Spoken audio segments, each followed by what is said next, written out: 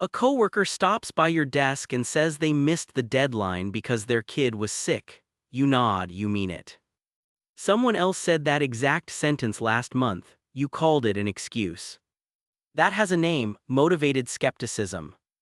Your brain quietly requires more evidence to accept a conclusion it does not want than to accept one it does. You think that was judgment. It wasn't. It was a threshold set before either of them spoke. There is one thing about the way you handled those two sentences that the research keeps finding, and it is the reverse of what it looks like from the inside. It is the point of the next 10 minutes. Go back to the two sentences. They were the same sentence: my kid was sick. Dan said it in March. You said, of course, take the time. You moved the deadline yourself before he had to ask for it. The whole thing took 9 seconds. Marcus said it in April. What you did next took the rest of the afternoon. You opened the calendar to see whether he had been out that week. You went back through the message thread to check what he had said on Tuesday because you had a feeling he had promised something on Tuesday.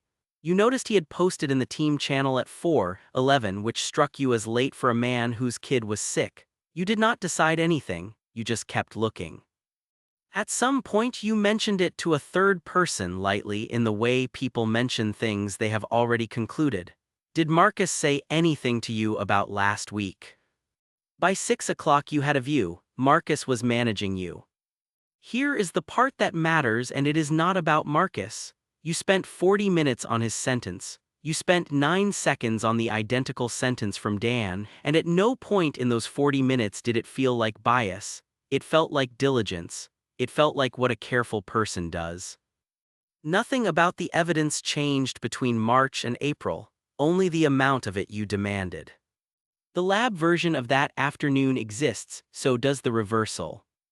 In 1987, the psychologist Ziva Kunda handed women a scientific article reporting that heavy caffeine consumption was linked to a disease. Then she looked at who believed it. The women who drank a lot of coffee were markedly more reluctant to accept the finding than the women who drank little. Same article, same evidence, different appetite for the conclusion. Kunda spent the next few years working out the limit on this, and the limit is the interesting part. You cannot simply believe whatever you like. You can only reach the conclusion you want if you can build a justification for it that would hold up in front of a neutral person. That is why an excuse has to be constructed. That is why it takes work. 5 years later, Peter Ditto and David Lopez ran the experiment that pins it down. They gave people a strip of paper, a drop of saliva, and a medical result. Some were told the result was good news, some were told it was bad news. The people who got the bad result took longer to accept that their test was even finished. They were more likely to test themselves a second time. They generated more reasons the result might be wrong: things they had eaten, slept badly through, done differently that week. And they rated the accuracy of the test itself as lower. Now look at what those people actually did with the bad news. They did not look away from it, they looked harder at it. Every single one of those responses costs effort. The rereading, the second test, the list of reasons, the time.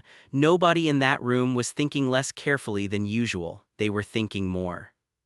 That is the reversal, and it is the thing to take out of this video. An excuse is not the product of lazy thinking.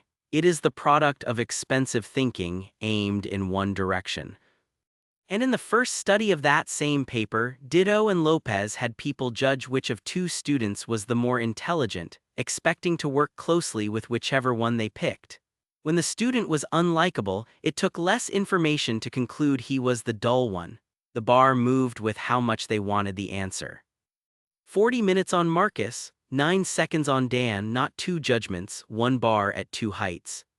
Where that bar comes from, what it costs comes later. You do not have two brains, one fair and one motivated. You have one process for evaluating a claim, and what changes is when that process is allowed to stop. Think about a receipt. You do not really check a receipt. You glance at the total, and if the total is roughly what you expected, the checking is over before it starts. If the total is $30 higher than you expected, you become an auditor. Line by line, you will find the error, or you will find out there isn't one, but you will look. Nothing about your arithmetic changed between those two receipts. What changed was the stopping rule. Evaluating evidence properly is expensive. Attention is limited and the number of claims arriving at you in a day is not. So the machine needs a rule for when to quit, and the cheapest rule available is this one: stop when you reach an answer that costs you nothing. Keep going when you reach one that does. This is not a flaw, it is a specification. Call it the moving bar. There is one question that moves that bar back, and it takes about 4 seconds. It is at the end of this video. Which brings up the two things people actually do about this. One of them does nothing. The other one can make it worse, and it is the one almost everybody reaches for first. Before that, the case for the bar being where it is. Imagine the alternative. Imagine a mind that accepted every unwanted conclusion the moment it arrived on the first piece of evidence with no second look. One sour comment and you are a fraud, one bad quarter and the business is finished, one cold reply and the friendship is over. That mind would be trivially easy to move. Anyone with a rumor and 30 seconds could redirect your entire picture of a person, including your picture of yourself. The extra proof you demand for bad news is not vanity. It is the thing that lets a commitment survive noise, and almost everything worth having is mostly noise in the short run. The bar is doing a job, it is just doing it without asking you where to point it. So point it at yourself for a moment. The last time somebody praised something you made, how long did you spend checking whether they were right?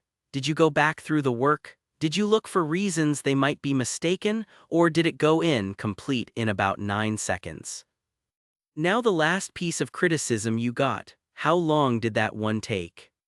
Most people carry a story about being harder on themselves than on anyone else. Watch where the effort actually goes and the story inverts. The praise gets waved through. The criticism gets the 40 minutes. You are not your harshest critic, you are your most expensive one, and only in one direction. Motivated skepticism does not need an enemy, it only needs a preference. Which is why the two standard fixes are worth knowing about. The first is the one you have already tried: be objective, be fair, check your bias. In 1984, Charles Lord, Mark Lepper, and Elizabeth Preston ran 2 experiments with 150 students, and instructing people to be as fair and unbiased as possible turned out to be the weaker option. What worked better was concrete. Consider the opposite: not be fair but actually generate the other case. A recent set of studies found the same split, with considering the opposite reducing the bias, while a looser version of the instruction did nothing at all. The second fix is the one that can backfire. In 1983, Philip Tetlock had 48 people report their thinking on controversial social issues. Some of them expected to justify their views afterwards to somebody whose position they did not know. Those people thought in noticeably more self-critical, more multi-sided ways before they had committed to anything. But the timing is the whole thing. When people are made accountable for a position they have already taken, the effort goes somewhere else entirely, into defending it. Which means that talking it through with a friend at 6 o'clock after you have already decided Marcus was managing you is not a check. It is a construction site. 4 seconds now, and why they feel bad. Motivated skepticism. Your standard of proof moves with what you would rather be true, and it moves before you notice it moving. Here is the test, and it gives you a number instead of a feeling. Take the sentence you are suspicious of word for word, put it in the mouth of the person you trust most in your life, write down the questions you would ask them. Now put the identical sentence in the mouth of the person you trust least and write down those questions. Count both lists. That gap is your bar in writing, and it will be wider than you expected. Then 3 moves, and all 3 come from the research rather than from me. Write down what would have to be true for their version to be the honest one, not think about it, write it. That is the consider the opposite instruction, and it is the one that outperformed simply trying to be fair. Say your read out loud before you conclude, not after, and say it to someone whose opinion you cannot predict. Before, you get self-criticism. After, you get a defense lawyer. And when you know something is going to sting before you open it, spend 1 minute first on something unrelated that you actually value. In one study, people who did that took threatening information more seriously instead of arguing with it. though how far that carries into what people actually do afterwards is still mixed.